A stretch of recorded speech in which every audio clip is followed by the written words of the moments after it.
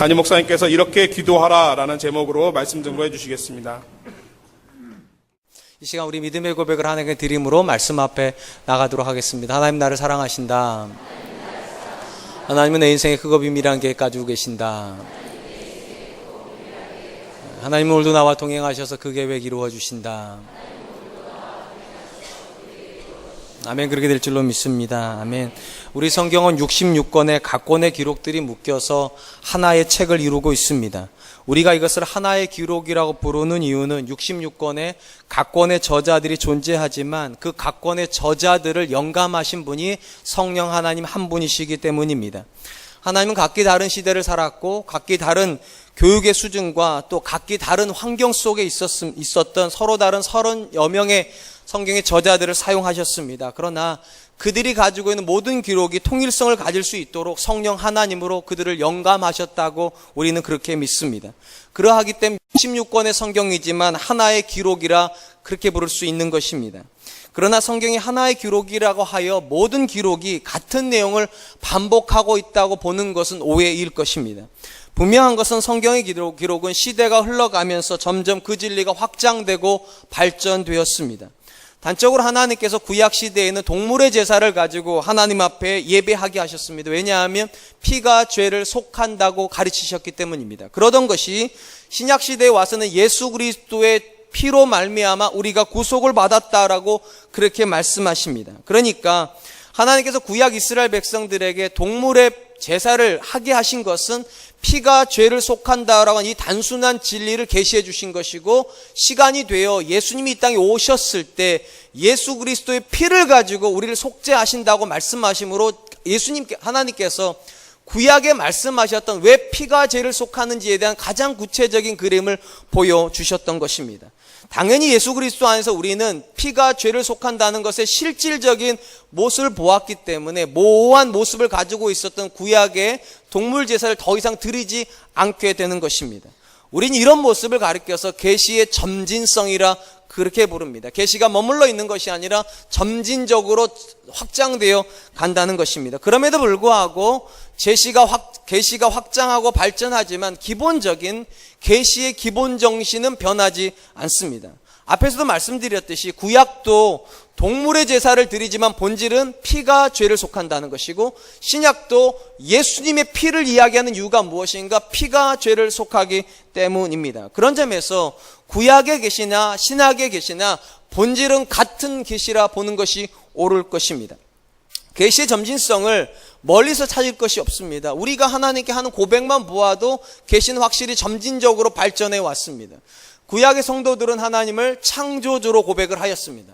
상대적으로 신약의 성도들은 하나님을 아버지로 고백을 합니다. 이것은 확실히 점진적으로 발전한 것이죠.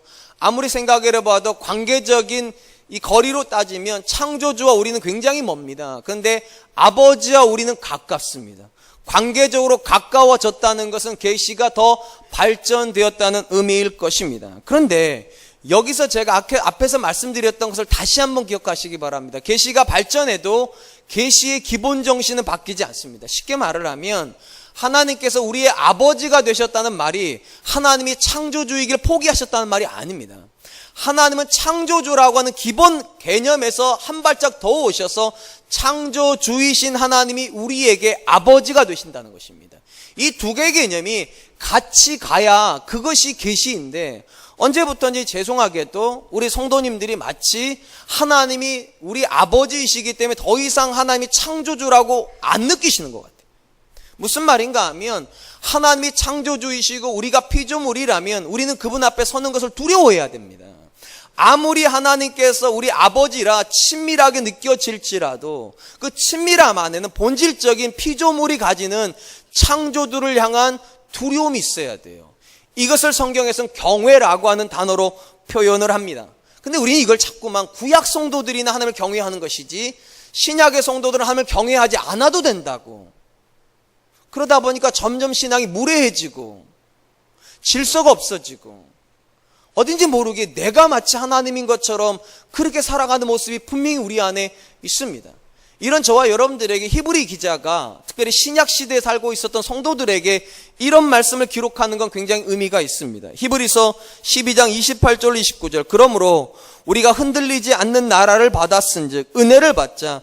이로 말미암아 경건함과 두려움으로 하나님을 기쁘시게 섬길지니 또는 감사하자. 우리 하나님은 소멸하는 불이심이니라. 히브리 기자가 신약의 성도들에게 하나님께 나아갈 때 가져야 된다라고 말하는 기본 마음은 두 가지입니다. 경건함과 두려움으로 하나님께 나아가자. 우리가 잘 아는 것처럼 구약의 성도들은 하나님을 두려워했어요. 왜냐? 하나님이 거룩하시니까. 이 거룩한 하나님 때문에 두 가지가 늘 몸에 배어야만 했습니다. 경건해야 했고 두려워해야 됐어요. 이 두 가지가 합쳐진 단어가 경외입니다. 근데 놀라운 것은 신약의 성도들에게 히브리 기자가 표현을 하는데, 신약의 성도들한테 하나님을 친밀하게 대해야 된다, 하나님 앞에 가까이 가야 된다, 그런 개념만 말하는 게 아니에요. 중요한 말을 합니다. 너희도 똑같이 하나님 앞에 경건해야 되고 하나님을 두려워해야 된다고. 구약의 성도들이나 너희나 본질적으로 하나님을 향하여 가져야 되는 마음은 똑같다고. 왜냐? 하나님이 창조주이길 포기하신 게 아니니까요. 하나님은 여전히 창조주이시고 여전히 우리 아버지이십니다. 이 두 가지 개념이 충돌하면 안 돼요. 그러니까 하나님 앞에 나아갈 땐 두려워야 돼요. 왜냐? 우린 피조물이니까. 다만 확신을 가지고 나가야 돼요. 그럼에도 불구하고 하나님 우리를 기뻐하실 거라고. 이 두 마음이 우리 안에 있을 때 신앙이 건강해집니다. 왜냐하면 한 번만 생각해 보세요. 하나님이 창조주라고 하는 이 고백이 우리 안에 없으면 하나님의 전능하심이 믿어질 수 있습니까? 그분이 창조주이시니까 우리가 보지 못하는 지점을 보실 수 있다고 믿는 것이고, 그분이 창조주이시니까 우리가 가보지 않은 미래의 영역을 이미 하나님이 아신다고 믿을 수 있는 것이고, 그래야지만 우리가 이해할 수 없는 일이 우리 인생에 벌어질 때에도 창조주 하나님 때문에 두려워하지 않을 수 있는 것이죠. 그런 관점에서 놓고 보면 하나님이 경외되지 않는 사람이 믿음의 사람이 된다는 거 있을 수 없습니다. 하나님이 창조주로 믿어져서 그 하나님을 두려워하지 않는 사람이 기도한다, 그거 믿을 수 없는 일이에요. 하나님께서 우리와 다른 분이시라는 게 믿어지니까 기도하는 것이고, 우리가 모르는 그분의 계획이 있다고 믿으니까 고난 속에서도 감사할 수 있는 거 아니겠습니까? 오늘 우리가 살펴보게 될 본문의 말씀은 하박국이 하나님 앞에 기도와 찬송을 드리는 내용입니다. 이게 참 이해가 안 되는 게, 사실 하박국 1장부터 2장까지는 하박국이 하늘을 향해서 원망을 하는 내용이 주로 기록이 되어 있습니다. 언제까지 침묵하십니까? 왜 악인들을 방관하십니까? 심지어 왜 더 악한 자를 들어다가 연약한 우리를 치시려고 하십니까? 나는 이해할 수 없습니다. 이게 하박국의 태도였어요. 근데 갑자기 3장이 들어오자마자 태도가 확 바뀌어요. 기도합니다. 근데 전체적으로 놓고 보면 찬양의 기도예요. 하나님을 향해서 원망했던 하박국이, 불평했던 하박국이 자기의 모든 생각을 내려놓고 하나님을 찬양하기로, 하나님께 기도하기로 결심한 내용이 2절입니다. 2절이 이렇게 기록이 되어 있어요. 여호와여, 내가 주께 대한 소문을 듣고 놀랐나이다.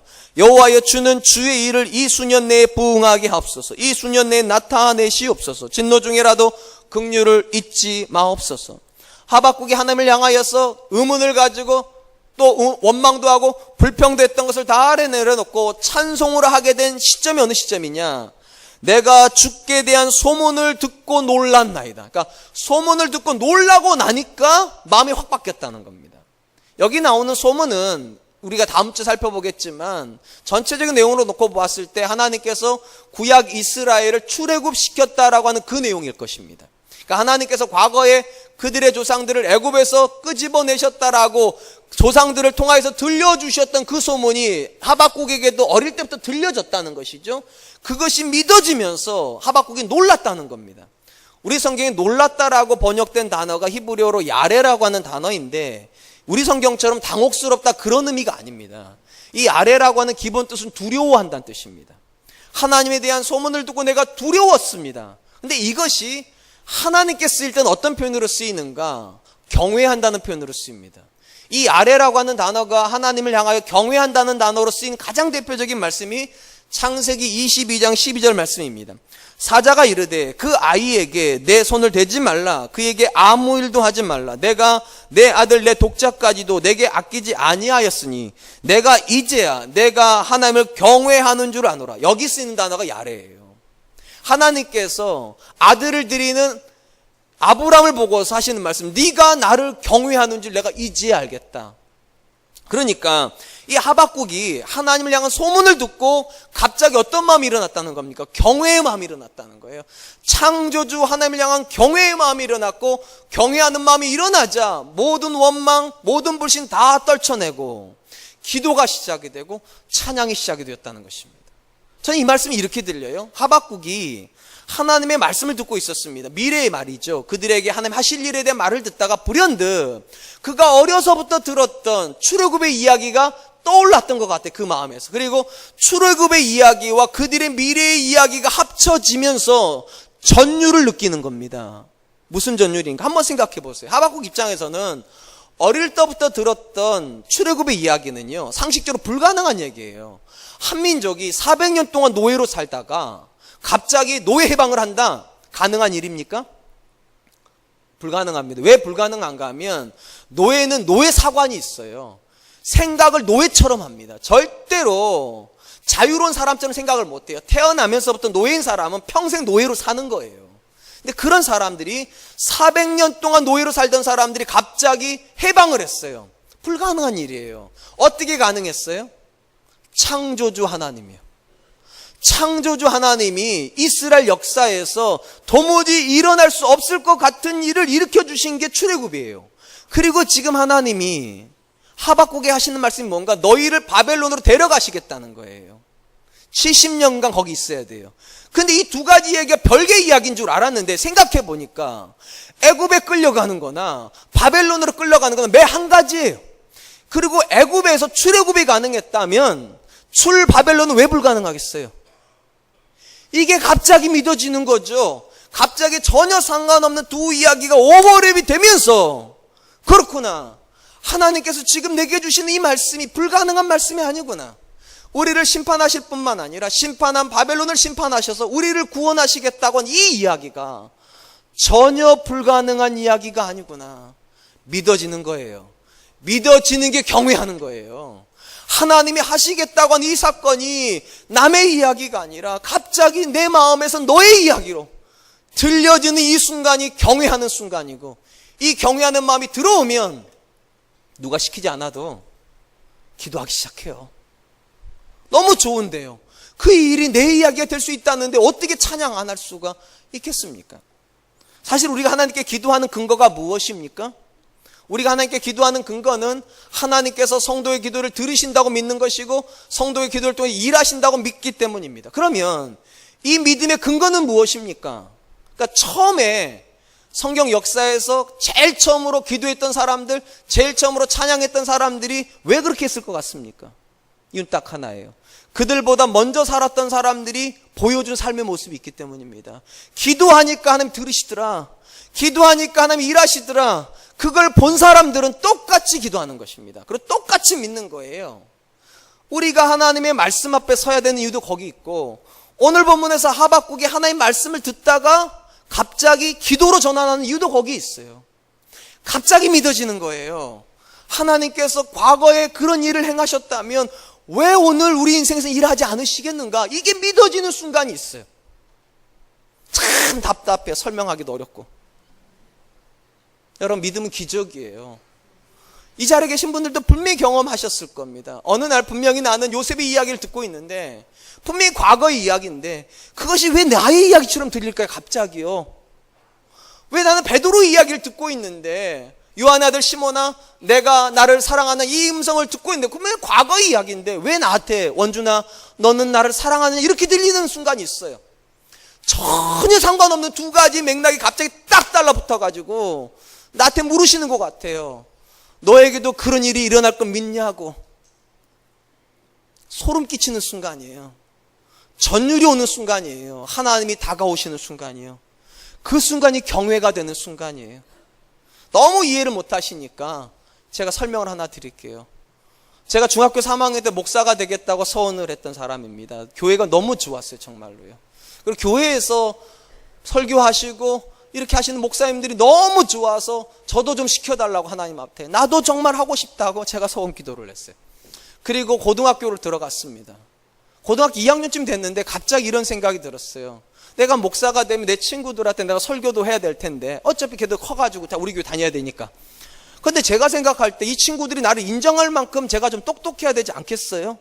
좀 공부도 좀 해야, 그래 원준이가 설교하면 들을만 하지. 제 공부도 고등학교 때 굉장히 열심히 했잖아. 이래야 되는데 제가 제 꼬라지를 보니 제가 설교하면 얘네들이 안 들을 것 같아. 그러나 여러분 오해하지 마세요. 여러분이 생각하는 것보단 잘했어요. 제 기준에 못 믿었다는 거죠. 그러니까 제 생각에 내가 정말 목사가 되고 내가 하는 말이 힘이 있으려면 나도 좀 뭔가가 좀 탁월함이 있어야 되겠다. 근데 아무리 보아도 제 머리는 좋은 것 같지 않고 우리 어머니 아버지가 저한테 해줄 수 있는 거는 지극히 제한적이고 내가 걔네들한테 탁월함을 나타낼 수 있는 방법은 없는 것 같아요. 그러다가 어느 날 솔로몬의 이야기가 나의 이야기로 오버랩이 되기 시작했어요. 솔로몬이 어린 나이에 왕이 됩니다. 그 많은 백성들을 어떻게 통치해야 될지, 이권 싸움도 있었을 것이고 솔로몬의 어림을 가지고 비방하는 사람들도 있을 때 그가 마음 가운데 이런 생각을 하죠. 여호와께 나아가야 되겠다고, 1000번제를 드려야 되겠다고. 그리고 하나님 다가오세요. 그리고 말하죠. 네가 무엇을 원하냐고. 솔로몬이 지혜를 구해요. 그랬더니 주시더라니까요. 그 이야기가 저한테 이렇게 들려서 원준아 너도 한번 구해보지 않겠냐고. 솔로몬에게 주셨으면 너에게도 주시지 않겠냐고. 분명히 과거 이야기를 듣고 있었어요. 제가요 아주 오래된 이야기를 듣고 있었어요. 근데 그게 갑자기 내 이야기로 오버랩이 되는 순간, 그래 나도 한번 해봐야지. 그래서 제가 100일 아침 금식을 했다니까요. 고등학교 2학년 때. 안 놀라실 줄 알았어요. 고등학교 2학년 때 5끼를 먹어야 되는 나이예요. 제가 밤 12시부터 낮 12시까지 12시간을 금식을 했어요. 물어보고 싶으시죠? 지혜 받으셨냐고. 살아가면서 확인하는 거죠. 여러분들이 확인하시는 거죠. 여러분, 믿음이 기적인 이유가 무엇이냐 하면 하나님께서요 지금도 살아계시고요, 그 하나님께서 과거의 이야기인 것 같은 성경의 이야기를 가지고 갑자기 현장으로 질문을 하세요. 솔로몬에게 일어난 일이 너에게도 일어날 수 있다는 걸 믿냐고. 다윗에게 일어난 이야기가 너의 이야기일 수 있다는 걸 믿냐고. 예수 그리스도 안에서 치유받았던 그 사람들의 이야기가 너의 이야기라고 믿냐고. 이게 질문이 오고 거기에 대해서 믿음이 생기는 순간이 스파크가 튀는 순간이고, 그 순간이 경외가 되는 순간이에요. 그렇구나, 하나님이 내 인생에서 일하여 주시겠구나. 확실히 3부가 나으시네. 1, 2부 때는 아멘을 안 해가지고 제가 아멘 좀 하시라고. 사랑하는 성도 여러분, 혹시 여러분 인생 가운데 답답함이 있습니까? 아무리 생각을 해보아도 내 인생에는 변화가 있을 것 같지 않고, 내 자녀의 인생에, 우리 가정에, 우리 교회에 새로움이라는 것이 과연 존재할 수 있을까에 대한 부정적인 마음이 있습니까? 지금이야말로 말씀 앞에 나오세요. 왜 말씀을 들어야 되냐면, 말씀이 과거형인 것 같지만 아니에요. 주의 말씀은 살았고 운동력이 있어서 오늘 그 말씀이 내 말씀이 되는 순간이 있다니까요. 그러면 갑자기 믿어져요. 홍해가 갈라졌다면 내 인생의 문제도 갈라지겠구나.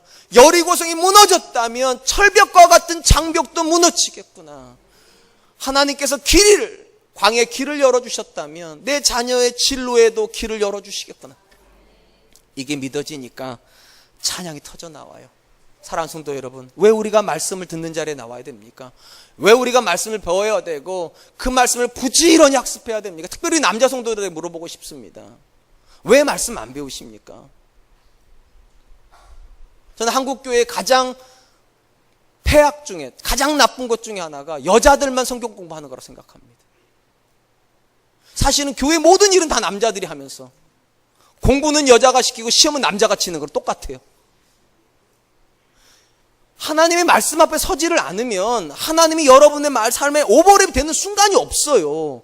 하박국이 지금 왜 갑자기 믿음이 생기는 거냐고요. 왜 경외하는 마음이, 말씀을 듣고 있잖아요. 분명히 미래의 이야기를 듣고 있는데 갑자기 과거의 이야기가 그에게 엄습해 오는 거잖아요. 출애굽의 이야기가 다가오는 거잖아요. 이 자리에 계신 분들 중에 출애굽의 이야기를 몰라서 출애굽의 말씀을 배우러 오라고 하는 거 아니에요. 성경의 이야기를 몰라서 설교 들으라는 얘기가 아니에요. 그 이야기가 과거형이 아니니까 들으라는 거예요. 그 이야기가 남의 이야기가 아니니까 그 말씀 앞에 서라는 거예요. 말씀 앞에 서 있을 때 그냥 지나갔던 말씀이 갑자기 박혀요, 나한테. 그리고 너도 한번 해보지 않겠냐고. 우리 사랑하는 아내 여러분, 지금 이 자리에 여러분 남편이 안 와 계시다면 기도하세요. 하나님, 내 남편도 말씀을 듣는 자리에 나와서 살아계신 하나님의 말씀에 반응하는 역사가 일어나게 해달라고. 전혀 상관없는 것 같은 말씀일지라도 그 말씀 앞에서 내 말씀을 듣는 그런 은혜가 있게 해달라고. 그 순간이 경외하는 순간이에요. 주일날 옷 깨끗이 입고 머리 깨끗이 감고 좋은 옷, 좋은 신발 신고 와 있는 게 경건이 아니라, 거룩이 아니라, 그것이 경외가 아니라 하나님이 나한테 말하고 계신다고 느끼는 순간이에요. 그게 믿어지는 순간이에요. 놀랍게도 하박국은 이게 믿어지기 시작합니다. 그러면서 기도가 시작이 돼요. 우리 사랑과 은혜교회 남자 성도님들도 말씀을 모르기 때문에 배우러 오라고 말씀드리는 게 아니에요. 그 말씀 앞에 나를 노출을 시켜야지만 그 말씀이 나한테 와서 말하기 시작한다니까요. 네 자녀가 바뀔 걸 믿냐고, 너의 가정이 이 말씀대로 새로워질 수 있다는 걸 믿냐고, 네가 섬기는 교회가 이 말씀의 능력처럼 성장해 나갈 수 있고 성숙해 갈 수 있다는 걸 믿냐고. 그게 내 마음을 만져야지만 그때부터 기도가 시작이 되는 것이고 그때부터 찬양이 시작이 되는 겁니다. 오늘 본문의 하박국이 지금 그 얘기를 경험하는 거예요. 그냥 출애굽의 이야기하고 바벨론의 이야기가 다른 이야기인 줄 알았는데 말씀을 듣다 이 두 가지 이야기가 와가지고 한 사건으로 딱 만나면서 출애굽이 가능했다면 출 바벨론은 왜 안 되겠는가? 그리고 찬양을 해요.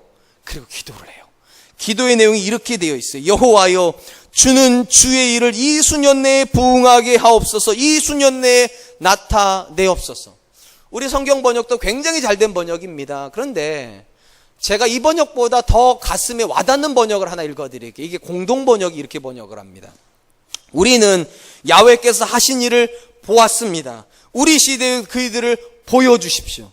그러니까 이 수년 내에 부응케 해달라고 한 이 한 문장을요, 이 공동 번역은 두 문장으로 나누었습니다. 우리는 과거에 하나님이 일하는 걸 보았습니다. 이제는 우리 시대의 하나님을 보고 싶습니다. 이게요, 과거하고 현재하고 아무 상관이 없어야 되는 거잖아요. 우리 생각에는 과거하고 미래하고 아무 상관이 없어야 될 것 같은데 이 공동번이 어떻게 번역을 했는가? 하나님 앞에 서 있는 그 순간, 하나님의 임재를 경험하고 경외의 마음이 생기는 순간 과거와 미래가 하나가 돼버린다는 거예요. 우리는 보았고 보고 싶습니다.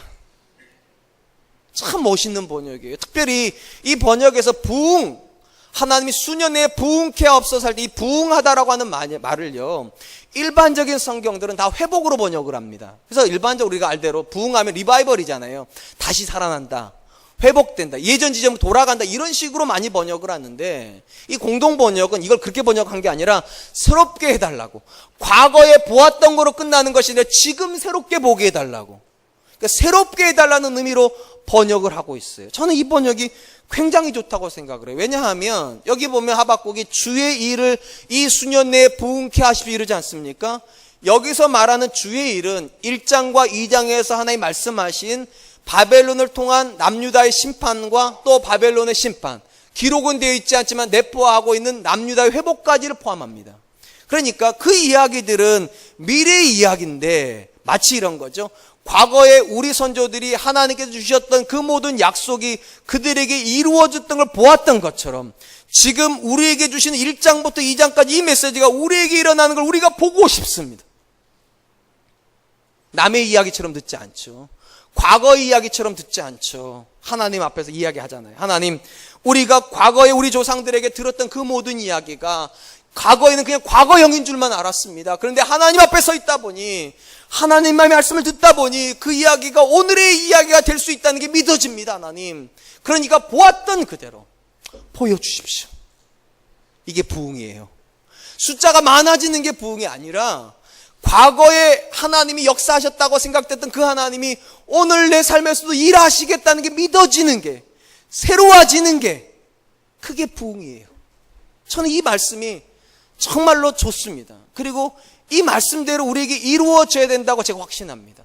특별히 이 부흥한다는 단어가 다시 새롭게 한다는 의미가 아니라, 다시 회복한다는 의미가 아니라 다시 새롭게 한다는 의미로 번역이 돼야 된다고 제가 믿는 이유가 있어요. 이 하박국하고 거의 같은 시기에 활동했던 선지자가 예레미야라고 제가 말씀드렸잖아요. 이 예레미야에게도 하나님께서 이스라엘이 바벨론으로 끌려갈 거란 메시지를 주셨습니다. 그러면서 예레미야에게 어떤 말씀을 주시는가? 내가 너희를 바벨론에 보내는 이유가 있다고. 그 이유를 이렇게 말씀하세요. 예레미야 16장 14절로 15절입니다. 여호와의 말씀이니라. 그러나 보라, 날이 이르리니 다시는 이스라엘 자손을 애굽에서 인도해 내신 여호와께서 살아계심을 두고 맹세하지 아니하고 이스라엘 자손을 북방 땅과 그 쫓겨났던 모든 나라에서 인도해 내신 여호와께서 살아계심을 두고 맹세하리라. 내가 그들을 그들의 조상에게 준 그들의 땅으로 인도하여 드리리라. 하나님 뭐라고 말씀하시는가? 이제는 다시는 하나님을 애굽에서 인도해 내신 여호와라고 말하면서 맹세하지 않을 거라는 거예요. 이제는 너희가 북방에서 인도해낸 여호와라고 말하면서 맹세하게 되리라.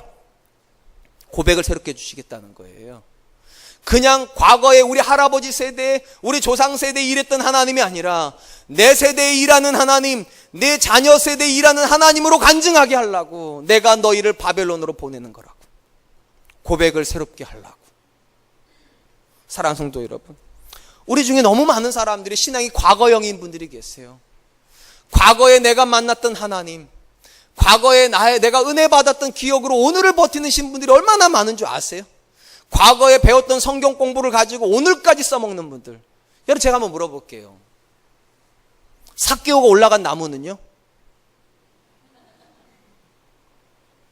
그거 모르는 분 아무도 없어요. 그거 안다고 성경 공부 안 나와요. 또 신기하게도 그거 안다고. 자, 예수님이 몇 일 만에 부활하셨죠? 3일 만에 안다고 성경 공부를 안 나와요.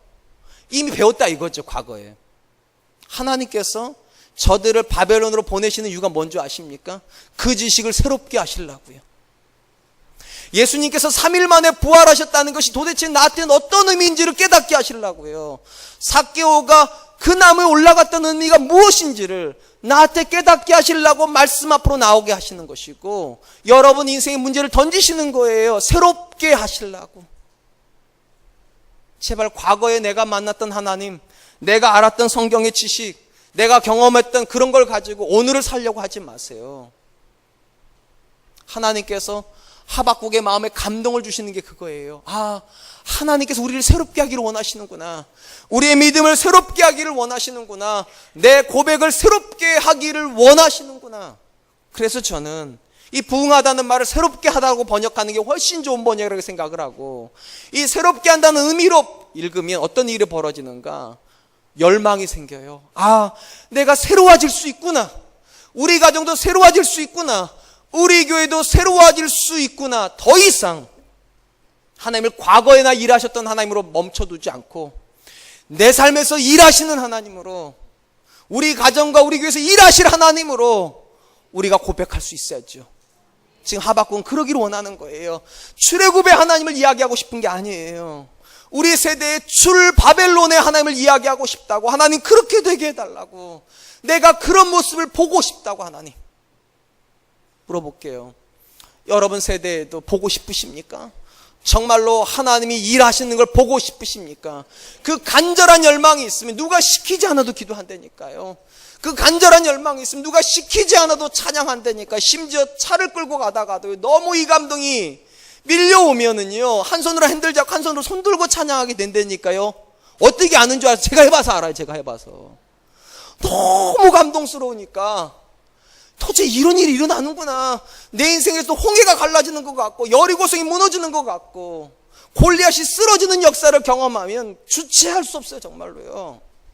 누가 시키지 않아도 손 들고 찬양하게 되고요. 누가 시키지 않아도 소리 내어서 기도하게 되고요. 누가 오지 말라고 그래도 와서 기도하게 돼요. 그게 안 된다. 역으로 보시면 돼요. 역으로. 내가 하나님을 과거형으로 만나고 있는 거예요. 과거에는 그랬었죠. 그죠? 여러분도 한때는 뜨겁게 기도했었었죠. 한때는 뜨겁게 찬양도 했었었죠. 최근에 가장 뜨겁게 찬양한 적이 언제입니까? 최근에 가장 뜨겁게 기도했던 적이 언제입니까? 왜 그러십니까 도대체? 오늘 본문에서 하박국이 하는 이야기가 그 이야기예요. 부응하게 해달라고. 하나님, 내 마음이 새로운 하나님을 만나고 싶다고. 내 삶에서도 일하고 계시는 하나님을 내가 만나고 싶다고. 열정이죠. 제가 이 열정을 가지고 있는 여자를 한 명 또 소개시켜 드릴게요. 마가복음 5장에 보면 혈루병 앓았던 여자에 대한 이야기가 나와요. 다 아는 이야기예요. 12년 동안 누구도 못 고친 병을 가지고 있는 여자입니다. 불치병이죠. 근데 한방 해결이 되죠. 예수님이 옷자락을 잡는 순간 병이 나아가요. 그러면 도대체 이 여자가 어떻게 그런 일을 할 수 있었는가? 중요한 구절이 이렇게 기록이 되어 있습니다. 마가복음 5장 27절 28절. 예수의 소문을 듣고 무리 가운데 끼어 뒤로 와서 그의 옷에 손을 대니 이는 내가 그의 옷에만 손을 대어도 구원을 받으리라 생각함이라라. 이 이야기의 출발도 이래요. 예수의 소문을 듣고, 오늘 본문도 여호와의 소문을 듣는 거 시작하죠. 자, 이 여자가 들은 소문이라는 게 뭘까요? 당연히 병자가 나은 소문일 겁니다. 문둥병자가 낫더라. 예수님 앞에 중풍병자도 낫더라. 소경도 낫더라. 귀거머리도 하나님 낫게 하시더라. 심지어 그분은 물 위로도 걸으신다더라. 근데 만약에 이 이야기를 다 그들의 이야기로, 과거의 이야기로 들었다면 이 여자에겐 치유 역사 없어요. 이 여자가 이 이야기를 어떻게 듣는 겁니까? 나의 이야기로 듣는 거죠. 현재의 이야기로 듣는 거죠. 그래, 그들이 나았다면 나는 왜 안 나았지? 나도 나을 수 있다고. 제가 가장 좋아하는 영어 표현이, 이 말씀을 제가 설교할 때 썼던 표현이요. Why not me? 왜 나는 안 되냐고. 똑같은 하나님이시라면, 똑같은 예수님이시라면 그들에게 일어난 그 일이 오늘 내일에도 일어날 수 있다고. 그 열망을 가지고 그녀가 남의 이야기로 만들지 않겠다고 달려나오는 게 그게 예수님 만나는 자리예요. 남의 이야기로 만들지 않겠다고. 여러분들이 기도의 자리로 달려나오는 이야기가 바로 그런 이야기. 남의 이야기로 만들지 않겠다고, 내 이야기로, 과거의 이야기가 아니라 오늘의 이야기로, 누가 시키지 않아도 하나님이 창조주로 믿어지는 순간, 경외하는 마음이 회복되는 순간, 누가 시키지 않아도 달려나오게 되어 있어요. 이 여자는요, 사실 혈루병자이기 때문에 무리를 만지면 안 됩니다. 사람을 만지면 안 돼요. 유대 율법상 이 여자가 사람을 만지면 그 사람은 하루 동안 부정한 사람이 돼요. 그러니까 당연히 자가격리를 해야 되는데 이 여자가 주체할 수 없는 열정이 생기는 거죠. 예수님을 향한 열정이요.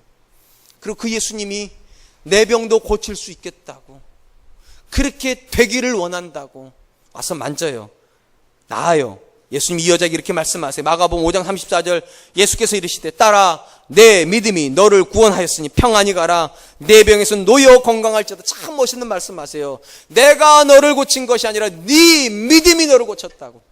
무슨 말인가 하면 예수님이 능력이 없어서 우리가 안 낫는 게 아니라는 겁니다. 예수님이 능력이 없어서 우리 자녀가 안 새로워지는 게 아니라는 거예요. 믿음이 없어서 안 된다는 거예요. 어떤 믿음이요? 오늘 본문이 강조하고 있는 그 믿음이요. 내 삶에서 보고 싶어하는 그 믿음이요. 하나님이 과거형이 아니라 현재형이 되어주시기를 원하는 그 믿음이요. 그리고 그 하나님께서 내 삶에서 일해 주신다는 확신이요. 창조주 하나님이 내 삶에 오시는 순간, 이 순간이 경외하는 순간이고요. 이 순간이 되면 사람이요, 미쳐요. 그걸 원해가지고요. 그걸 원하니까 고등학교 2학년 배 하루에 5끼를 먹어야 되는 아이가요, 12시간 안 먹는다니까요. 저도 궁금해요. 도대체 그때 내가 누구였는지요. 전 지금 그게 안 돼요, 솔직히. 그래서 이런 생각이, 너무 배불렀구나, 배때지에 기름 꼈구나, 그런 생각이 들어요. 간절하지 않구나. 내가 고등학교 2학년 때 정원주는 간절했는데 그 어린아이가 하나님 앞에서 쓰임받고 싶어가지고 아무것도 가지고 있지 않아서 하나님만이 내 유일한 답이시라고, 그리고 하나님이 솔로몬에게 그 일을 해준 것처럼 너에게도 해줄 수 있다고 믿냐고 물어볼 때 제가 아는 답은 하나였어요. 솔로몬이 된다면 나도 되고 싶다고, 나도 하고 싶다고. 사랑하는 성도에 묻고 싶습니다. 여러분들도 새롭게 되고 싶으십니까? 하나님 말씀 앞에 서서 정말로 그 말씀이 내 삶에 다가오시는 것이 믿어지십니까? 아멘만 하지 마시고 오세요. 하나님의 말씀의 자리로 오셔서 그 말씀 앞에 여러분을 자꾸만 노출시키세요. 여러분, 하박국이 어떻게 하다가 이 믿음에 도달했냐고요. 도대체 원망하고 불평했던 하박국이 어떻게 하다가 갑자기 찬양이 시작됐냐고. 말씀을 듣다가요. 아무 상관없는 것 같은 말씀을 듣다가 오늘의 내 말씀을 들어버리는 거잖아요. 그리고 도전이 생기는 거잖아요. 나도 그렇게 되고 싶다고, 우리도 그렇게 되기를 원한다고. 사랑하는 성도 여러분, 우리가 기도하지 않는 대부분의 이유가 뭐라 생각하십니까? 우리 안에 이미요, 절망으로 이미 포장을 해놨어요. 모든 거를요. 더 이상 하나님 일 안 하신다고, 더 이상 하나님 기적 일으키시지 않는다고. 더 이상 홍해는 안 갈라지고, 더 이상 여리고는 안 무너지고, 더 이상 골리앗은 안 쓰러진다고. 우리가 이미 다 그렇게 포장해 놨어요. 그래서 다 그들의 방식대로 살아요. 어떻게 알 수 있냐고요? 딱 하나로 보면 알아요. 기도 안 하시잖아요. 기도는 기적을 꿈꾸는 사람들이 하는 거예요. 성경은 기적의 책이고요. 성경의 평범한 이야기 보신 적 있어요? 오병이어로 5천 명이 먹는 거 이런 거 가능해요? 홍해가 갈라지는 거 이게 가능해요? 만나와 메추라기가 하늘에서 내려오는 게 가능해요? 불가능한 이야기만 가득해요. 그리고 믿음은 뭐라고 말하는 줄 아세요? 그게 오늘의 이야기라고 말하는 거죠. 그게 오늘의 이야기라고. 언제부턴가 우리는 너무 신사적입니다. 너무 젠틀합니다. 야성이 없어요. 정말 하나님한테 야곱처럼 허벅지가 부러지더라도 내가 하나님 붙잡아야 되겠다고, 하나님이 나한테 복을 주시지 않으면 내가 절대로 놓아드리지 않는다라고 하는 이 야성이 없어요. 솔로몬에게 주시는 지혜를 내가 받지 않고서 내가 나가지 않겠다는 이 야성이 없어요. 왜 야성이 없는가? 말씀을 만나본 적이 없으니까요. 그 말씀이 다가와서 이 말이 너에게 응할 걸 믿냐고 묻는 이 순간을 우리가 경험해 본 적이 없으니까 신앙이 나태해져요. 사랑과 은혜교회 성도님, 특별히 우리 남자 성도님들에게 도전하고 싶습니다. 최근에 언제 여러분의 말씀을 받아본 적이 있습니까? 언제 그 말씀 때문에 가슴이 뛰어본 적이 있습니까? 언제 그 말씀을 붙잡고 간절히 기도해 본 적이 있습니까? 없다면 죄송해요. 이제 하세요. 지금 하세요. 그게 믿음인 거예요. 그냥 이렇게 젠틀하게 양복 입고 오셔가지고 설교 듣다가 감동이 되면 아멘 하시고 나가면서 참 좋은 예배 드렸다고, 이게 젠틀한 게 신앙이 아니라, 목사의 말 들어보니까 동의가 다 된다고, 다 옳은 말 했다고 동의를 하는 게 믿음이 아니라 열정이 믿음이에요. 나도 한번 저렇게 살아봐야 되겠다고, 내 삶에서 하나님의 살아계심을 경험해야 되겠다고, 다윗이 만난 하나님을 나도 한번 만나야 되겠다고. 아멘. 그게 믿음이죠. 저는 이번 주간은 특별히 남자들을 위한 기도를 좀 했으면 좋겠어요. 여러분 남편을 위해서 기도하십시오. 우리 교회 장로님들을 위해서 기도하십시오. 우리 교회 안수 집사님들 위해서 기도하십시오. 말씀을 듣는 자리에 나오도록, 말씀을 배우도록, 그리고 그 말씀 때문에 뜨거워져서 기도하도록, 찬양하도록. 그럼 저는 믿어요. 가정은 반드시 바뀌어요. 기도하는 아버지가 있는데 어떻게 자녀가 안 바뀌어요? 찬양하는 아버지가 있는데 어떻게 가정이 안 새로워질 수 있어요? 저는 그건 불가능하다고 생각해요. 근데 기도하지 않는데 가정이 새로워진다? 불가능해요. 찬양의 고백이 터져 나오지 않는데 내 자녀가 새로워진다? 불가능해요. 죄송해요. 오늘 본문이 도전을 줘요. 하나님, 수년 내에 이 일이 부흥케 되기를 원합니다. 수년 내에 하나님을 새롭게 만나고 싶다는 거잖아요. 하나님의 역사가 내 삶에서 체험되어지기를 원한다는 거잖아요. 그러면서 그가 이렇게 마지막 기도해요. 진노 중에라도 긍휼을 잊지 마시옵소서. 진노 중에라도 긍휼을 잊지 말아달라. 왜 이렇게 기도하는가? 이건 간단해요. 지금 하박국은 하나님 하신 일을 수용하고 있습니다. 하나님이 하실 일 하십시오 했는데, 하나님이 일하는 과정이 어떤 과정이냐? 바벨론이 오는 과정이에요. 바벨론은 어떤 존재인가? 하나님 설명하셨잖아요. 독수리 같은 존재이고 표범 같은 존재이고 사자 같은 존재예요. 찢어낼 거예요. 이스라엘을 찢어내고 괴롭게 할 거예요. 그러니까 하박국이 알아요. 그들이 오면 굉장히 괴로울 거라는 것을. 그래서 하나님 뜻을 바꾸진 않아요. 대신 이렇게 말해요. 하나님, 우리가 약한 거 기억하시고 긍휼을 베풀어 달라고. 끌려간다는 것까지는 다 인정하겠다고, 포로가 되는 것도 다 인정하겠다고, 고통스러운 것도 다 인정하겠는데 하나님 감당할 수 있게 해달라고. 저는 이 기도가 참 의미가 있다고 생각을 해요. 예수님의 기도 기억나시죠? 예수님께서 겟세마네에서 3번이나 땀방울이 핏방울이 되도록 기도하시죠. 아버지, 할 수만 있으면 이 잔을 내게서 지나가게 하옵소서. 그러나 나의 원대로 하지 마시고 아버지의 원대로 하기를 원하나이다. 절대로 이 기도를 이렇게 오해하시면 안 돼요. 아버지의 뜻을 바꿔주십시오. 저는 그렇게 생각하지 않습니다. 오히려 이 기도의 핵심은 하나님이 나한테 지우시려고 하는 이 십자가를 지기엔 내가 너무 약합니다. 이거라고 생각이 돼요. 하나님, 내가 너무 약하다는 거 잊지 말아 주십시오. 결과적으로 하나님은 그럼에도 불구하고 예수님에게 십자가를 지우십니다. 마치 하나님께서 예수님의 기도를 외면하신 것 같아요. 근데 기적이 벌어져요. 그 현장에 하나님의 긍휼이 임합니다. 어떻게 알 수 있는가? 예수님이 십자가에 못 박히시고 몇 시간 만에 돌아가시죠? 딱 6시간이요. 9시에 십자가에 매달려서 오후 3시에 돌아가세요. 우리는 그걸 그냥 지나가려고 그래요. 아, 그런가 보다. 사람이 십자가에 달리면 6시간 만에 죽나 보다 이렇게 생각을 해요. 여러분, 그런 거라면 예수님께 그렇게 진하게 기도할 필요가 없어요. 왜 로마 사람들이 자기 시민권자들에게는, 로마 사람들에게 십자가를 안 지운 줄 아세요? 이게 굉장히 고통스럽기 때문입니다. 십자가에 매달리면 못이 아픈 게 아니에요. 못으로부터 핏방울이 떨어져 나오는데 이게 한 번에 다 쏟아지질 않고 똑똑똑똑 떨어지면서 기절을 몇 번을 해야 돼요. 이틀이 지나도 안 죽을 수도 있고 3일이 지나도 안 죽기도 해요. 그래서 고통스러운 거예요. 놀라운 것은 하나님께서 그 예수님을 딱 6시간 만에 데려가신다는 겁니다. 이게 얼마나 놀랍냐면 그 자리에 있었던 빌라도가 예수님이 죽었다는 얘기를 듣고 깜짝 놀래요. 그럴 리가 없는데. 그래서 이렇게 돼 있잖아요. 마가복음 15장 44절, 빌라도는 예수께서 벌써 죽었을까 하고 이상히 여겨 백부장을 불러 죽은 지가 오래냐고 묻고.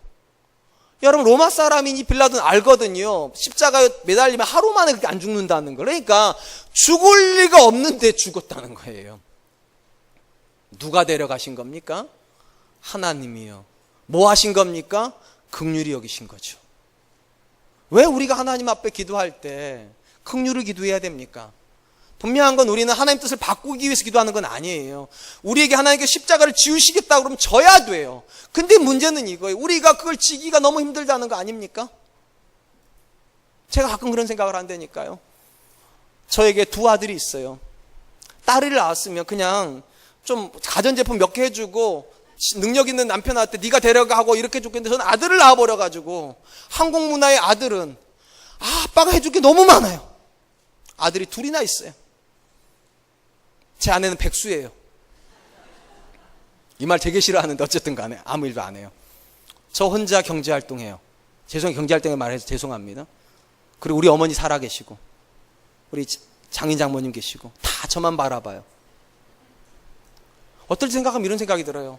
그냥 나 혼자 살았으면 한 달에 10만 원이면 됐을 텐데. 저는 욕심이 별로 없어요. 먹는 것도 별로 안 좋아해요. 어디 가는 것도 별로 안 좋아해요. 그냥 집에서 뒹굴뒹굴 하는 거 정말 좋아해요.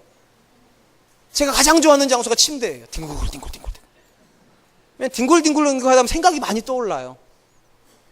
근데 저에게 하나님께서 2 아들을 주시고 아내를 주시고 어머니를 주시고 제가 해야 돼요. 어느 순간 이런 생각이 들어요. 너무 무겁다고, 너무 버겁다고. 심지어 이렇게 큰 교회를 갖다 놓으셔가지고 설교도 잘해야 돼요. 뭐 할 때마다 잘해야 된다는 소리도 많이 들어요. 너무 버거워요. 그래서 기도해요. 불쌍히 여겨달라고. 진짜 불쌍히 여겨달라고. 기가 막힌 일이 벌어져요. 설교하려고 컴퓨터를 켜면 설교가 시작이 돼요. 손가락이 움직여요. 제 아내가 물어봐요. 어떻게 썼냐고. 제가 대답해. 내가 쓴 거 아니라고. 제가 쓰는 게 아니죠. 제가 하는 게 아니죠. 그게 긍휼이에요. 사랑하는 성도 여러분, 맞습니다. 하나님께서 여러분들에게 지어놓으신 자식이라는 짐이 너무 무거울 수 있어요.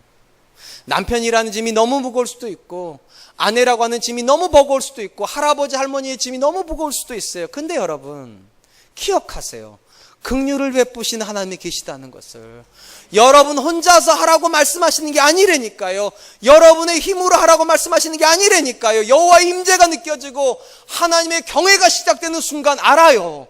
내가 하는 것이 아니라는 것을, 하나님이 하시겠다는 것을. 그래서 그는 기도하는 거죠. 진노 중에라도 긍휼을 베풀어 달라고. 우리 사랑과 은혜의 성도님들 안에 이 믿음의 고백 있기를 축원드립니다. 믿어지길 축원드립니다. 하나님이 오늘도 내 짐을 져주시는 분이시고 오늘도 내 삶에서 그 역사를 똑같이 일으켜 주신다는 게 믿어져서 나도 하나님을 향하여 간절한 열망을 가지고 기도해야 되겠다. 나도 간절한 열망을 가지고 찬양해야 되겠다. 그 마음이 새로워지는 한 주간 되었으면 좋겠습니다. 이제 말씀을 맺으려고 합니다. 우리가 살아가는 삶에서 때때로 우리는 전혀 내가 원하지 않았던 무거운 짐을 져야 될 때가 있습니다. 이해할 수 없는 사건 앞에 서야 될 때도 있습니다. 그때 하박국처럼 우리도 자연스럽게 원망할 수 있어요. 불평할 수 있어요. 답답해할 수 있어요. 그런데 하박국이 갑자기 태도를 바꿔요. 어떻게 해요? 찬양을 시작을 해요. 어떻게 기도를 시작해요? 왜 그렇게 된 거예요? 말씀을 듣다가요. 말씀을 듣다 과거의 이야기가 오늘의 이야기로 오버랩이 되면서 하나님 이렇게 물어보시는 거죠. 출애굽의 역사가 너의 삶의 역사로 바뀐다는 건 믿을 수 있냐고. 전율이 느껴지는 거죠. 믿어지니까 이게요. 믿어지자 기도가 터져 나오는 거죠. 부응하게 해달라고. 하나님 나 그거 보고 싶다고. 하나님께서 나한테 하시는 이 말씀을 내가 보고 싶다고. 근데 그걸 보는 과정 속에 굉장히 고통의 시간이 따른다는 거 아니까 진노 중에도 긍휼을 베풀어 달라고. 사랑하는 성도 여러분, 하나님의 말씀이 믿어지십니까? 안 믿어지신 이유는 딱 하나예요. 노출을 안 시키니까요. 하나님의 말씀에 여러분을 계속 노출시키고 계셔야 되는데 노출을 안 시키시니까 하나님의 말씀이 여러분을 만져주지를 못하는 거죠. 하나님의 말씀 앞에 나오세요. 특별히 우리 사랑하는 남자 성도님들, 일주일에 한 번 이 1시간 예배 드리는 것으로 여러분이 말씀 앞에 서 있다 생각하지 마세요. 배우고 확신하는 바에 거하라. 배워야죠. 확신을 가져야죠. 그래야 기도가 시작이 되죠. 우리 사랑과 은혜교회가 한국교회가 지금까지 가졌던 여자 성도 중심의 교회에서 탈피했으면 좋겠습니다. 여자들이 은혜 받고 여자들이 기도하고 남자들은 돈 벌어오고, 이게 한국교회의 기본 전형이에요. 그건 깨고 싶습니다. 남자들이 하나님 앞에 나와야 돼요. 남편들이 말씀을 배워야 돼요. 그리고 그 말씀이 내 말씀이라고 확신을 가져야 돼요. 그리고 그 남편이 기도하고 그 아버지가 기도해야 아내가 달라지고 자녀가 달라지고 가정이 달라지고 교회가 달라질 줄로 믿습니다. 이번 한 주간 특별히 부탁드립니다. 여러분의 남편을 위해서 기도하십시오. 하나님, 내 남편이 말씀 듣는 사람 되게 해주십시오. 내 남편이 기도하는 사람 되게 해주십시오. 내 남편이 찬양하는 사람 되게 해주십시오. 하나님, 나는 그걸 원합니다. 내 삶에서 그런 모습 보게 해주십시오. 기도한 한 주간 되시기를 주님의 이름으로 축원드립니다. 우리 하나님께 찬양으로 나갈 텐데요, 부흥이라고 하는 찬양하려고 합니다. 이 찬양의 가사가 근사해요. 이 땅의 황무함을 보십시오. 하나님이 아무리 말씀을 해도 말씀에 반응하지 않는 우리 성도들이 황무한 거예요. 아무리 말을 해도 심장이 뛰지 않고 기도가 되지 않고 찬양이 되지 않고 믿어지지 않는 이 상태가 황무한 상태. 하나님, 우리 마음 가운데 부흥을 주십시오. 하나님을 새롭게 만나기를 원합니다. 나의 하나님으로, 살아계신 하나님으로 만나게 하여 주시옵소서. 우리 하나님께 찬양하도록 하겠습니다.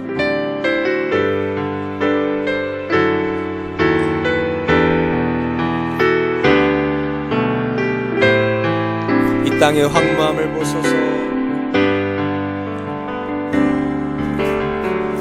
이 땅의 황무함을 보소서.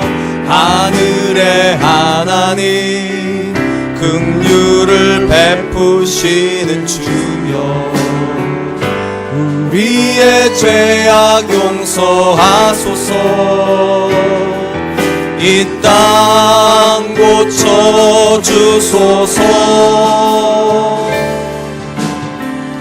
이제 우리 모두 하나 되어 이 땅에 무너진 기초를 다시 쌓으네. 우리의 우상들을 태우신 성령의 불이 마소서. 부흥의 불길 타오르게 하소서. 진리의 말씀 이 땅 새롭게 하소서. 은혜의 강물 흐르게 하소서. 성령의 바람 이제 불어와. 오 주의 영광 가득한 새날 주소서. 오 주님 나라 이 땅에 임하소서. 부흥의 불길 타오르게 하소서. 부흥의 불길 타오르게 하소서. 진리의 말씀 이 땅 새롭게 하소서. 은혜의 강물, 은혜의 강물 흐르게 하소서. 성령의 바람 이제 불어와 오 주의 영광 가득한 새날 주소서. 오 주님 나라 이 땅에 임하소서. 사랑하는 성도 여러분, 정말 죄송하지만 얼마나 최근에 여러분은 말씀을 만나셨습니까? 얼마나 최근에 여러분의 심장은 뛰셨습니까? 하나님 때문에. 그리고 그 심장 때문에, 뜨거운 심장 때문에 얼마나 최근에 뜨겁게 기도해 보신 적이 있습니까? 또 그 하나님이 하실 일을 기대하기 때문에 얼마나 뜨겁게 찬양해 본 적이 있습니까? 혹시 그런 기억이 먼 과거였다면 오늘 말씀 앞으로 다시 오십시오. 하박국도 그랬던 것 같습니다. 과거에 하나님이 일하셨던 건 믿었는데, 과거에 은혜 주시는 건 알았는데, 지금 내 삶에서 하나님이 일하신다는 게 믿어지지 않았는데, 지금 내 삶에서 하나님께서 그 하나님을 보여주시겠다는 것이 확신이 오지 않았는데, 말씀을 듣다가 하나님 그를 만나 주셨습니다. 하나님께 기도합시다. 하나님, 나도 말씀의 자리로 나오기를 기뻐하는 사람 되게 하여 주시고, 말씀의 자리에서 하나님이 내게 주시는 말씀을 만나고 그 말씀 때문에 여호와를 경외하는 마음이 시작이 되고, 그 경외하는 마음을 가지고 기도하게 하여 주십시오. 찬양하게 하여 주십시오. 내 삶에서 하나님의 부흥을 경험하게 하여 주시옵소서. 살아계시는 하나님을 다시 만나기를 원합니다. 역사하신 하나님을 다시 만나기를 원합니다. 우리 같이 한번 기도하도록 하겠습니다. 기도하겠습니다. 하나님 많으신 하나님 감사합니다. 오늘도 귀한 시간 주시고 하나님 말씀 앞에서 우리 자신을 돌아볼 수 있도록 은혜 주시니 감사합니다. 하박국이 원망하고 불평하고 하나님 앞에 질문하던 태도로 싹 바꾸어서 기도하기 시작하고 찬양하기 시작했다는 것은 그가 여호와를 경외하기